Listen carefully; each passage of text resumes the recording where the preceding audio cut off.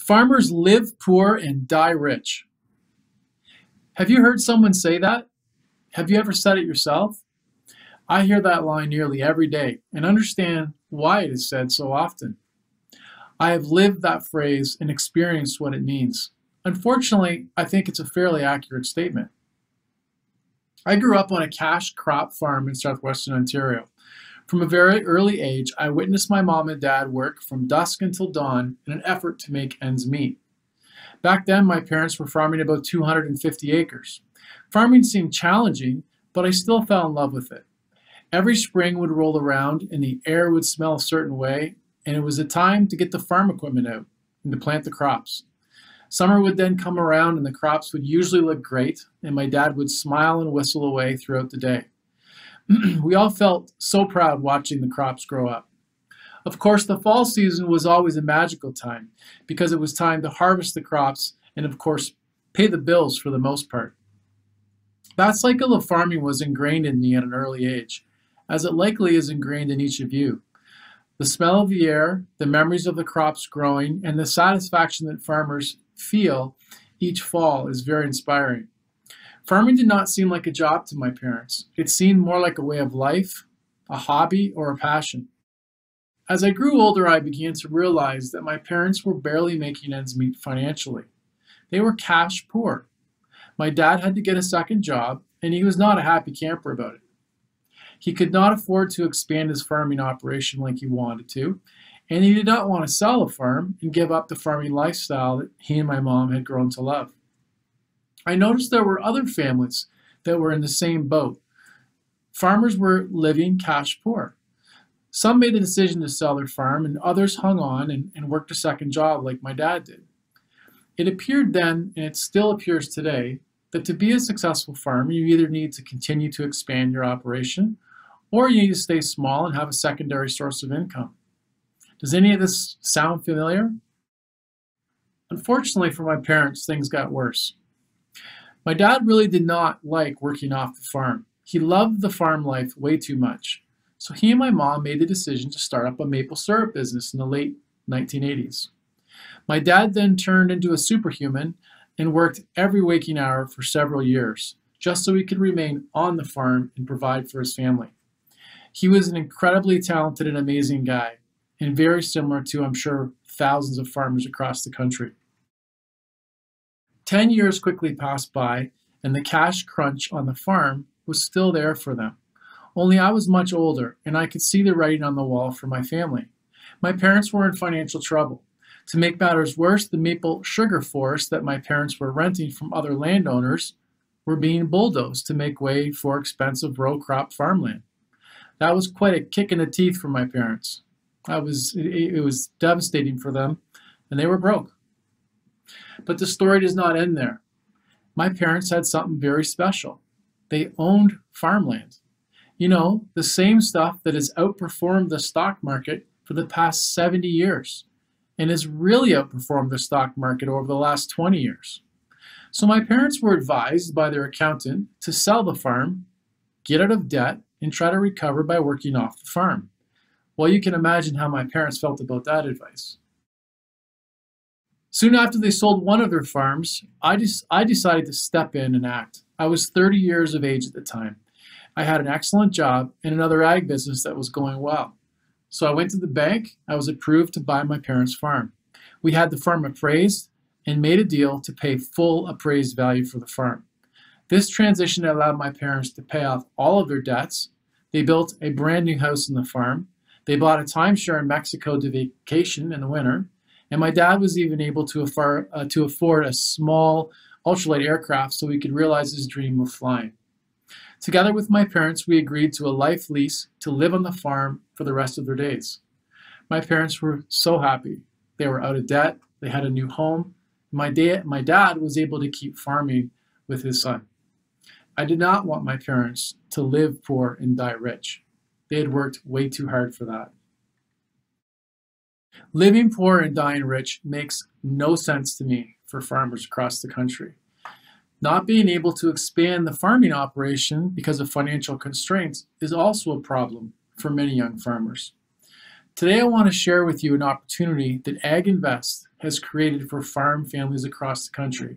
It's called the AgInvest Land Share Exchange. But before I share this opportunity, I want to talk about the options for farm families when it comes to transition planning. Your current farm transition options include transferring or selling ownership to a family member or a friend. You could sell it all to a neighbor or just put it on the open market and move it that way. Or you could worry about succession later and make no plans.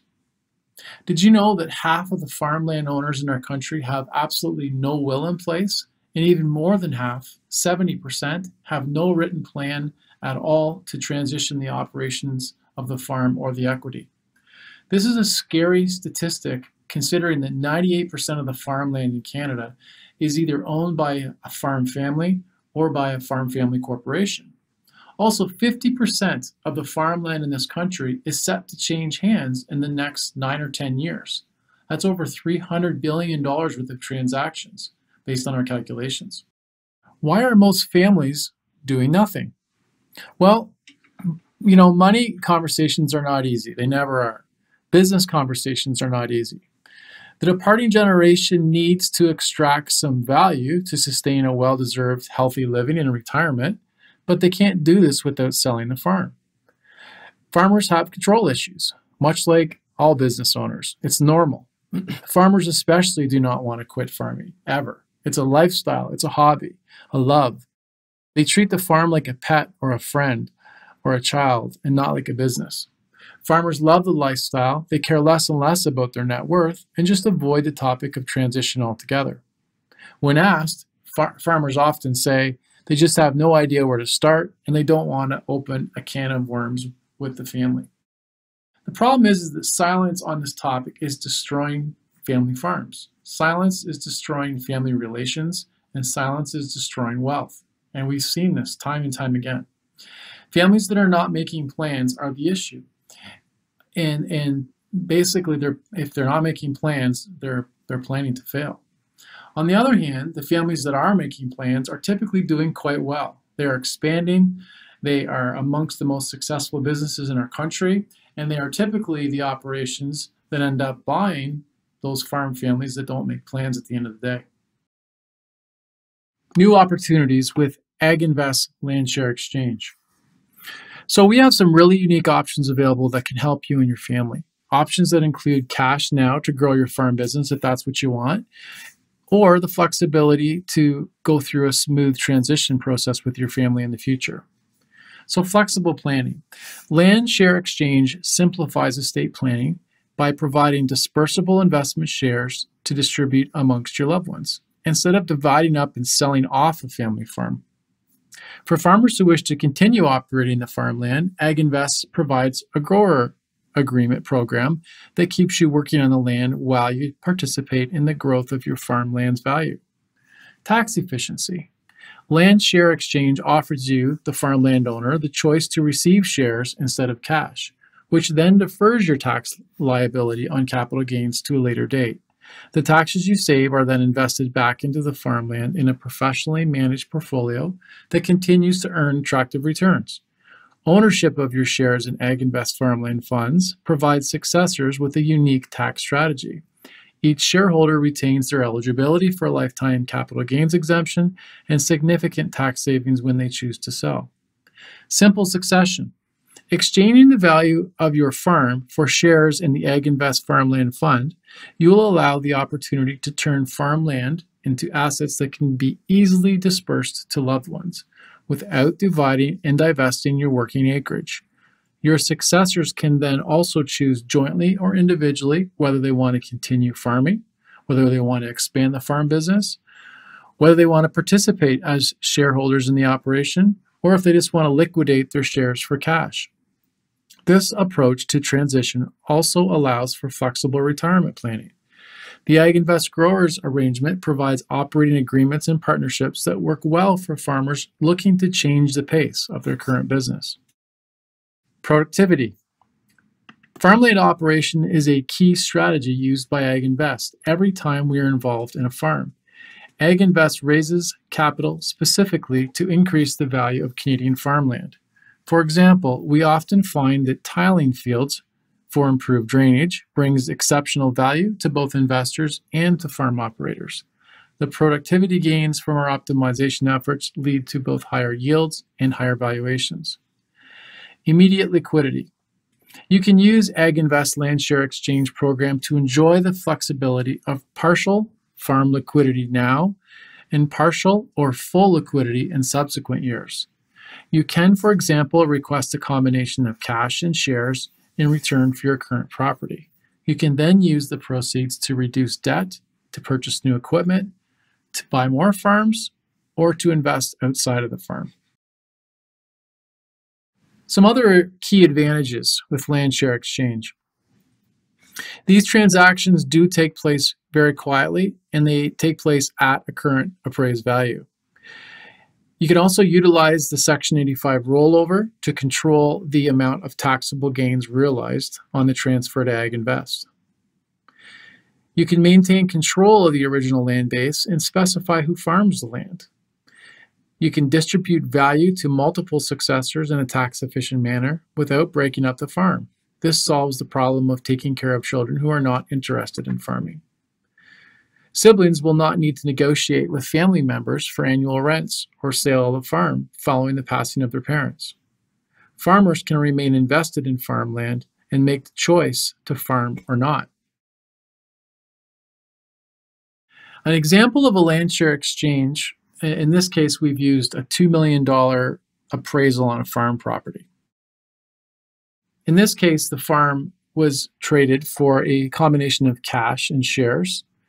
If we look at the cash side, $500,000 in cash was provided to the farmland owner.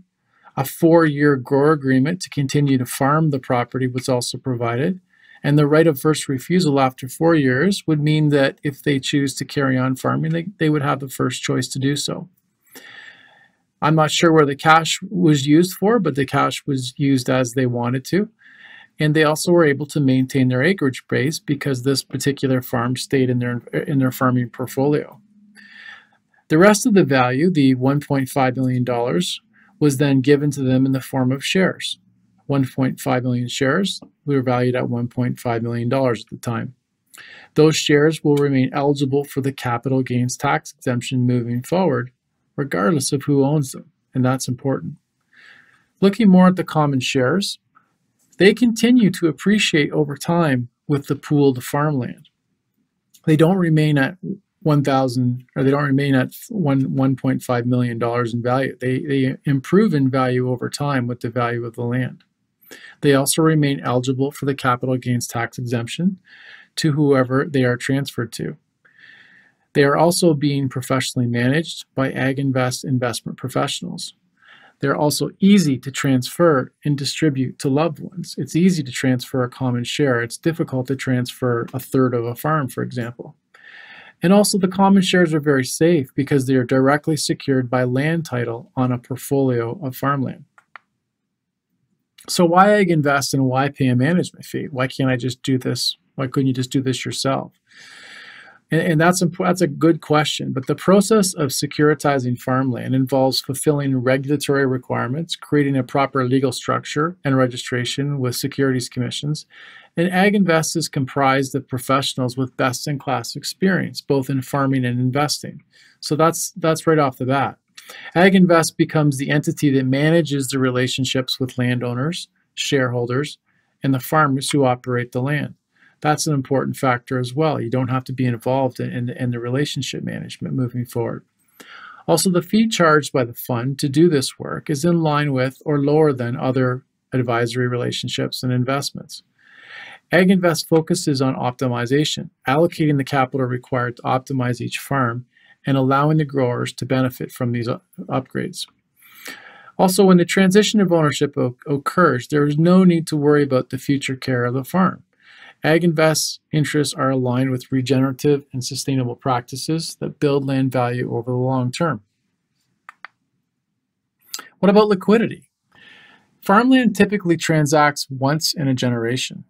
Farmland is not an investment you day trade, and the illiquidity is what has allowed many owners to amass great wealth in this country. Land share exchange offers immediate liquidity on a portion of the farmland value. The remaining ownership, those common shares, do have further liquidity options as soon as 3 years after the transaction occurs, and the preferred hold time is 6 years. In the meantime, the shares continue to appreciate in line with farmland values while they are held. In closing, I'd just like to thank everyone for taking the time to listen to the presentation today.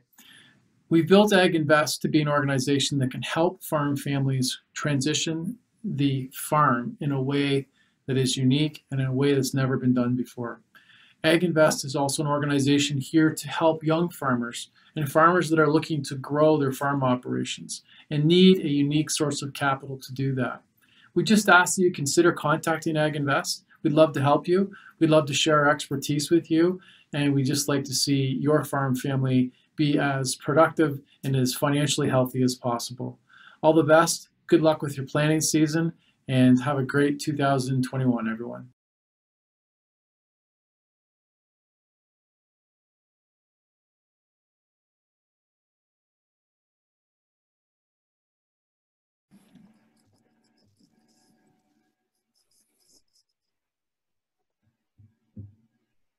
Thank you very much for sharing that presentation, Kent, and thank you all for bearing with me. I understand that there was probably quite a few dings throughout that. It's the fun part about running an event with multiple presentations taking place at the same time. But without further ado, we'll get into some questions, and I invite you to put your questions into the chat box. I do see that we've had a few come in from directly to Kent. Kent, is there a mass generational changing of hands on the horizon for farms? Yeah, thank you. Thank you for that first question. And as you can see, I quickly changed my shirt from the presentation. A little sneaky. Yeah, so the average farm owner right now, the average person, the average age of the individual that owns farms in Canada is almost 60, 59.7 or 0.8 years of age. And so that's who's holding the land in our country. And in Ontario alone, Ontario farmland is worth about $140 billion, and about 50% of that's set to change hands in the next 9 or 10 years. And that's really consistent across the country. So it's an enormous amount of wealth that's going to be changing hands over the next 10 years from coast to coast, really. And there's a lot. This is why there's so many people thinking about, how do I do this? What's the best way? How do I treat the kids fairly? How do I treat myself fairly? So there's just a lot of questions and a lot of concern, I guess.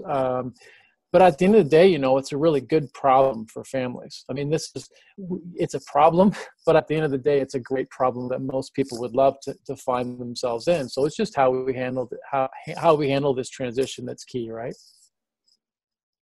Well, that's really, really interesting that you mentioned, how do we handle this? And I'm wondering too, what is the major obstacle facing modern farmers when it comes to transition and retirement?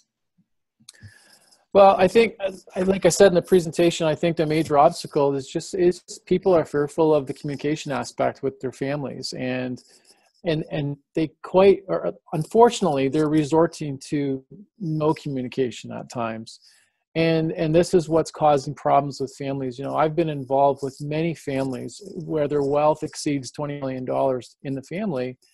And what's sad is almost all of the families I've dealt with, there's been turmoil, there's been family breakdown and strife, really, because of how they're dealing with this. And it's sad to me that this is a good problem, but at the end of the day, if we don't deal with it correctly, feelings are hurt, families split apart.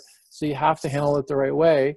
And up until recently, there just have not been a lot of tools out there for families to use to keep the farm operations intact, but at the same time transition the wealth to the next generation. So this is why we've come up with a solution that really does help most problems that we run into with families. And by the way, I like to add that almost every single family has a different situation. Like there's very rare where it's exactly the same situation. So every farm family has a unique situation. So that's a really excellent point. Certainly within Farm Management Canada and the work we've done within transition planning, that's what we've come across. And one of the reasons why we've built this day the way that we have is because we know that there is no one size fits all for this kind of endeavor. Everything's going to look a little bit different, and it needs to be done in such a way that it's going to suit, you know, what does your financial situation look like? What does your family situation look like?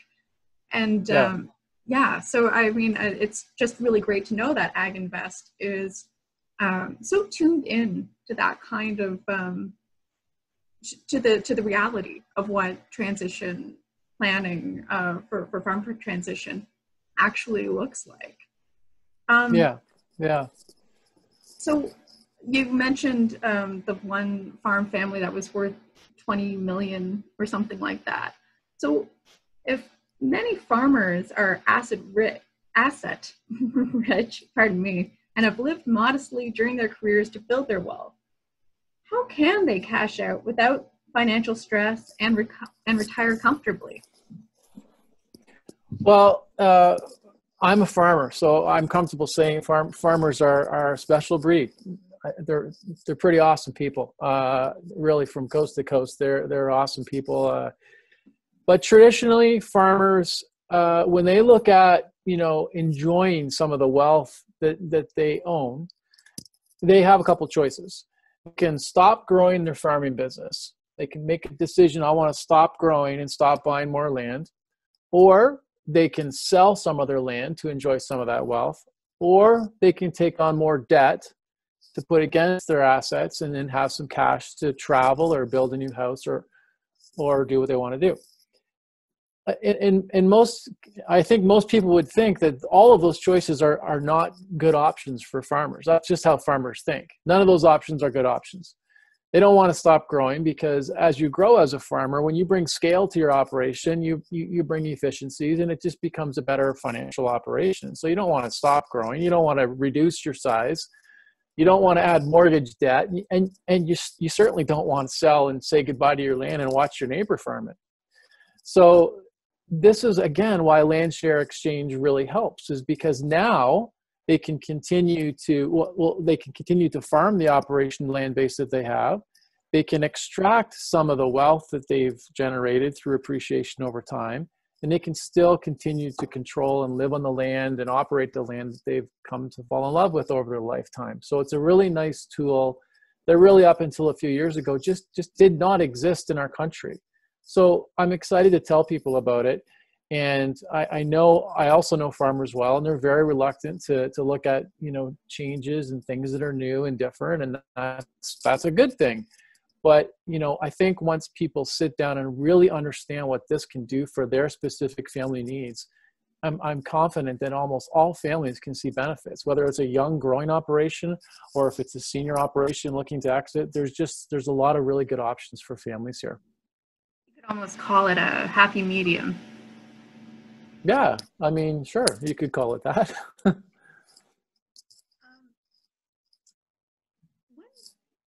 This is a question that's going to be on the minds of a lot of people today, as we are, you know, encouraging everyone to think about transition planning. When is the best time to start? Is it too late? Well, one thing I see a lot across the province and across the country is that, unfortunately, most people are waiting way too long to think about succession planning. We are living longer lives. If you know, I recommend everyone read Tom Dean's book on this topic, but we are living to be much older, 85, 90. So if you're waiting to pass on your farm to your children and you live to be 85 or 90, let's do the math. So your children are going to be 55 or 60 when they inherit the farm. I mean, they're probably thinking about retiring by then. So it's really important that farm families involve their children as early as possible, not only in the farming operation, but in the ownership of the farm at some level, whether it be one share of your farm. 2 shares, something. Get them involved in ownership and start talking about this early. Do not wait until you're well into the winter of your life, because your children are in the fall at that point. So that's just my advice, is you need to start talking about this early, and not just have them working for your farm. They need to be involved in the ownership structure of the farm, and slowly transition over time.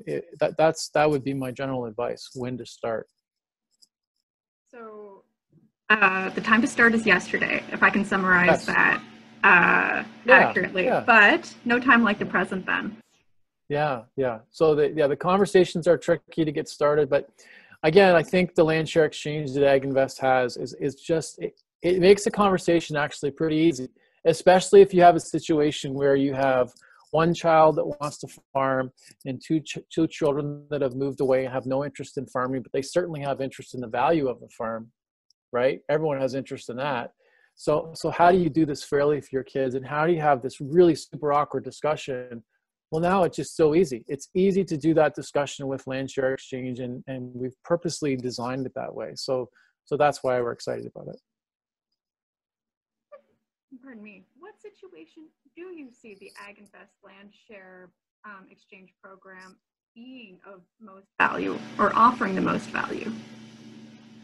Well, when I think about answering that question, I think about my own parents and how I felt when I was younger and I was watching them, be cash poor, but asset rich. I just remember looking at them, watching them work so hard and thinking, it's not really fair that they're going to work for the rest of their lives, and then when they pass away, I get this farm for free. That makes no sense to me.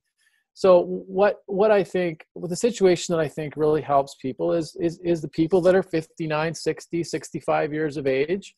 They still have a long road ahead of happy living.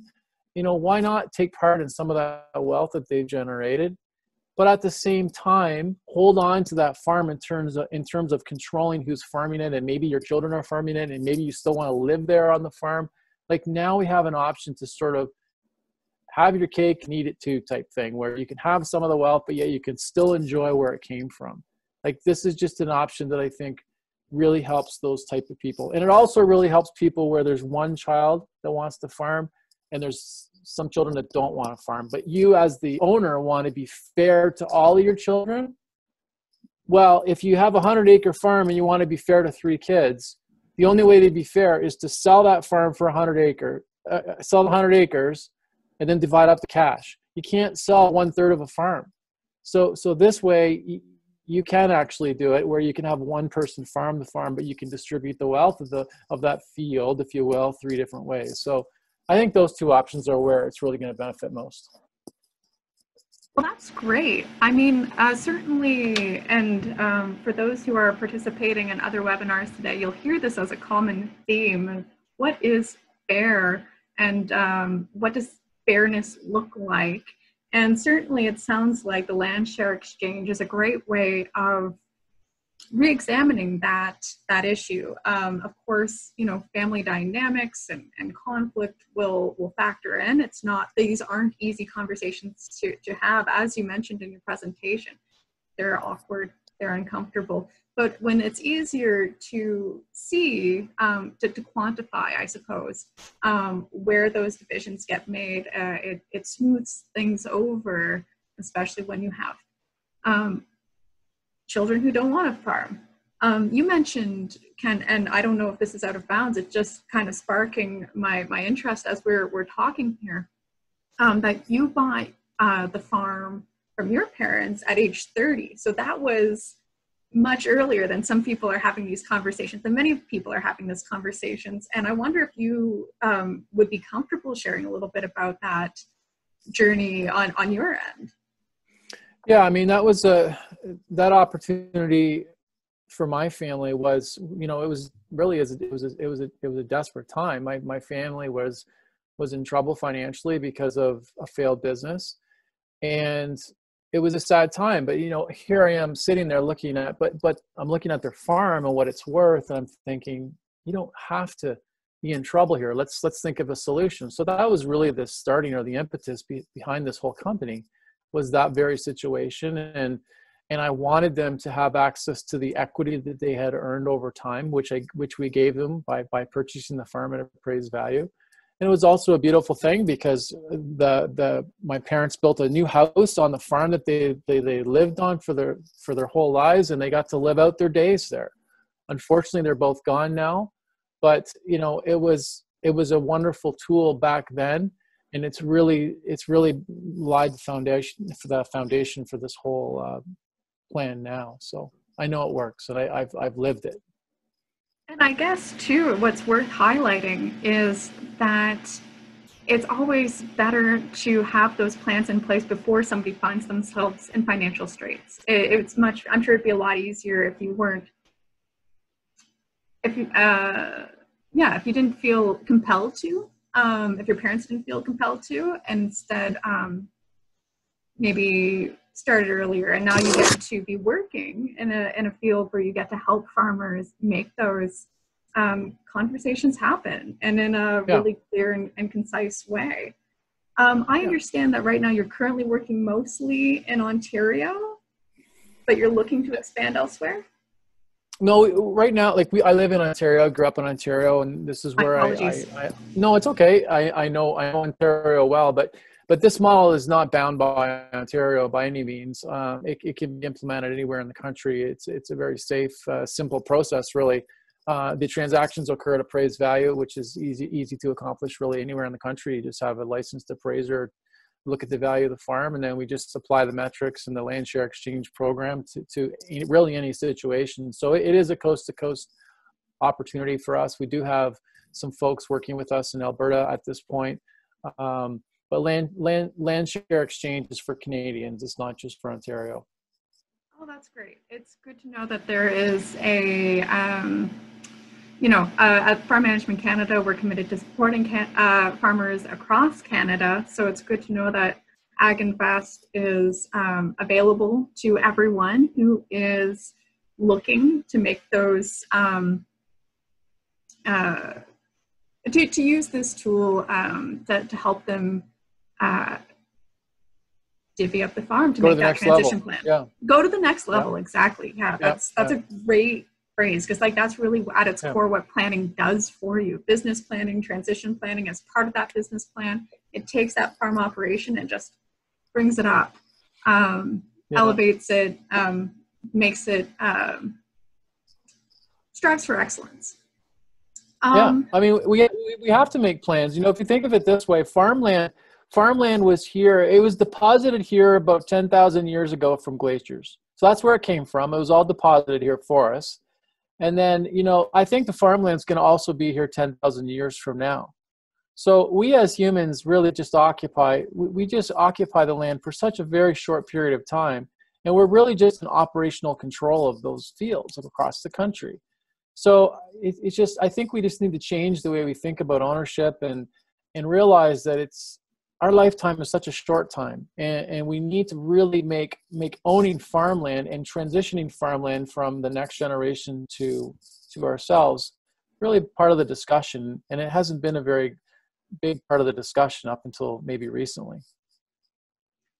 That's an excellent point. I think farmers as stewards of the land is absolutely critical. And you know, being a farmer doesn't necessarily mean also, like one of the things that we want to talk about today on Farm Transition Appreciation Day is that farmer as an identity isn't rooted in ownership. It's a lifestyle. It's absolutely an identity. And so you never really lose that in the transition planning, and making sure that we are always taking care of that land is critical.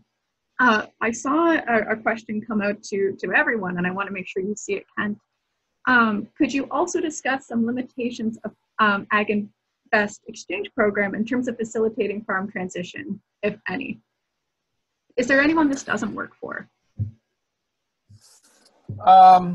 Yeah, in terms of who it doesn't work for, I think the person who just has no one to pass the farm on to, they're not interested in farming themselves at all anymore.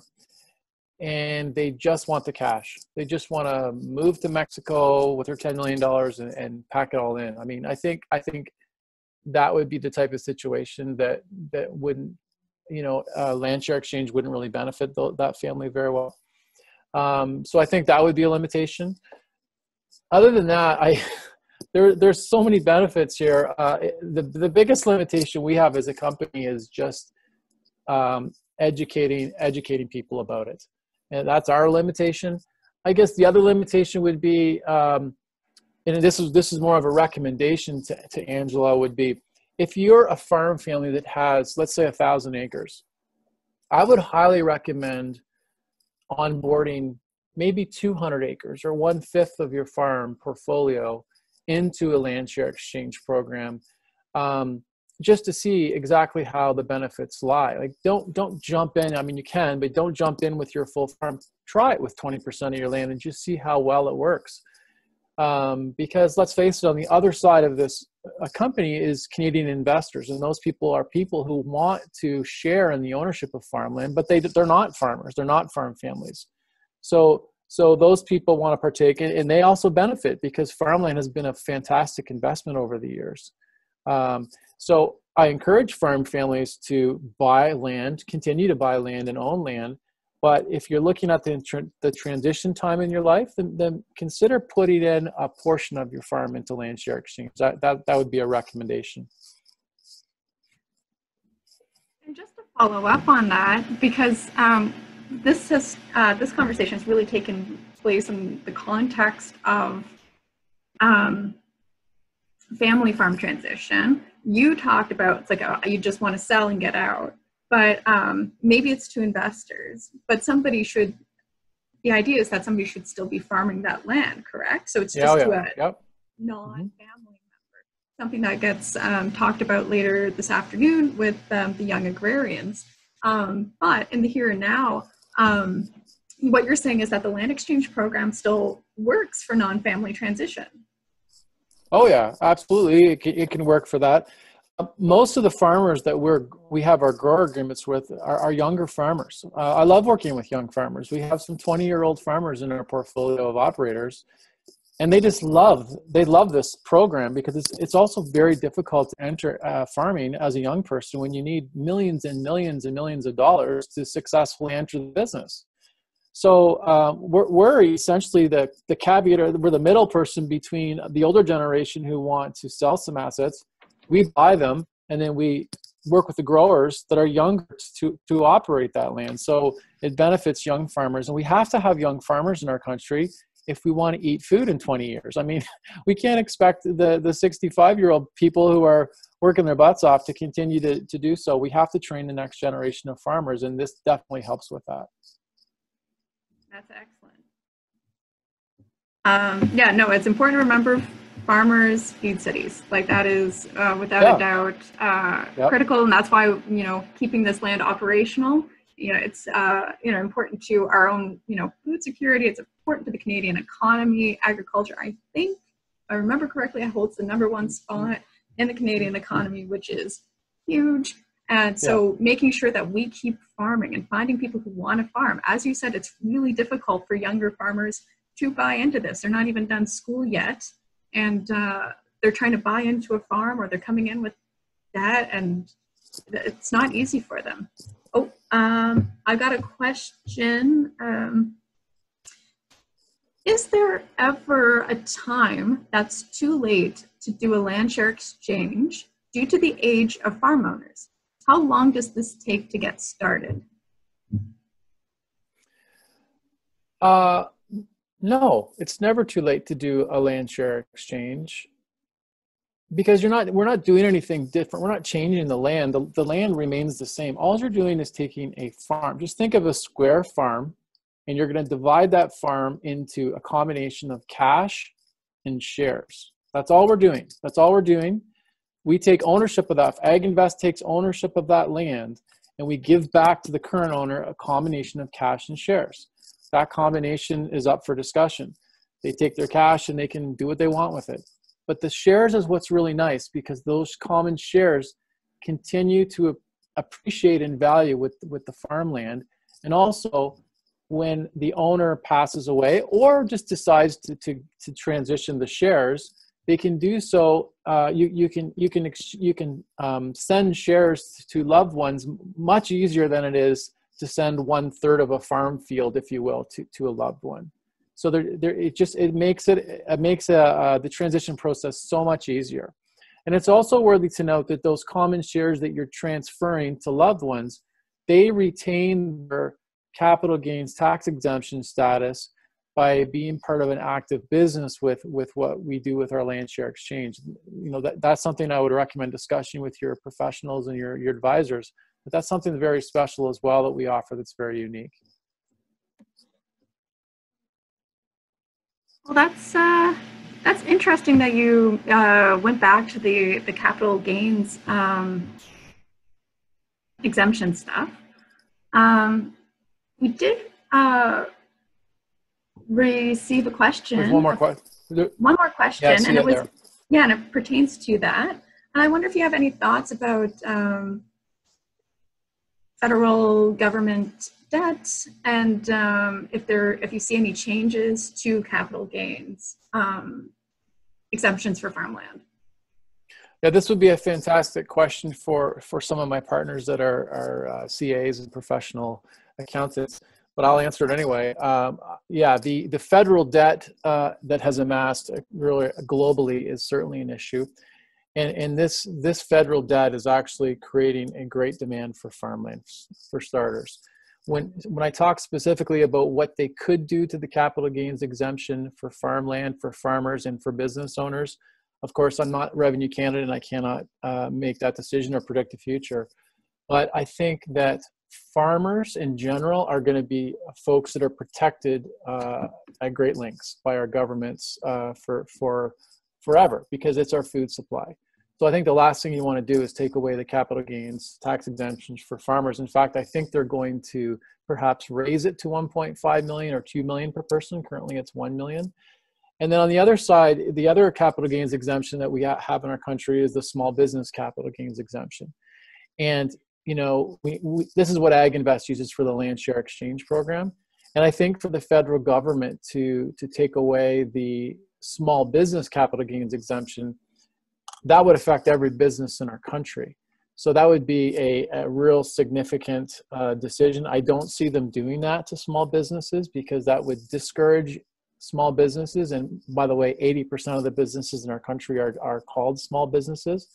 So I think that would be something that would be really detrimental to our overall economy. Again, I'm not an economist and I'm not professing that I am, but I don't think that would be something that we could expect in the near term.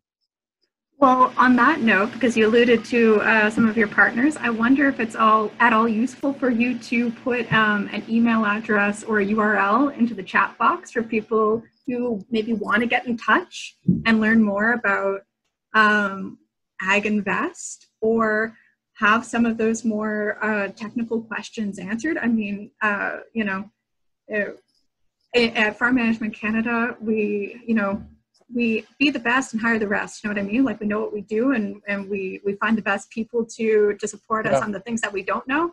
And obviously you do the same thing. Like you know, AgInvest is your brainchild and you know what works, but you brought in people who actually are experts in accounting and taxes. So if you want to maybe put something into the chat box, please feel free, so that way people know that they can follow up. We have several blogs on our website that you can actually read and you know, garner further information on a lot of these topics. You can also subscribe to our news channel, and we provide regular updates as well. So there's lots of ways you can learn more about this. And of course, we have AgInvest featured on our brand new Farm Transition Toolkit, farmtransitionguide.ca. I've got a link for it in the chat. I do want to kind of wrap things up for the day because I have to get into the next webinar for the day. But thank you, Ken, for sharing your expertise and your insightful presentation with everyone. And of course, just giving really thoughtful answers. And thank you to everyone who has taken time out of your busy day to attend this presentation.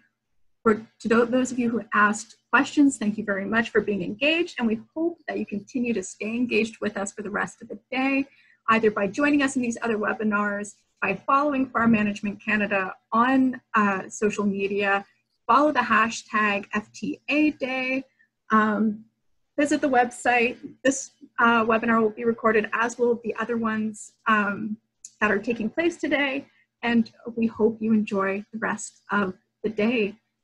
Thanks very much, everyone. Thank you, everyone.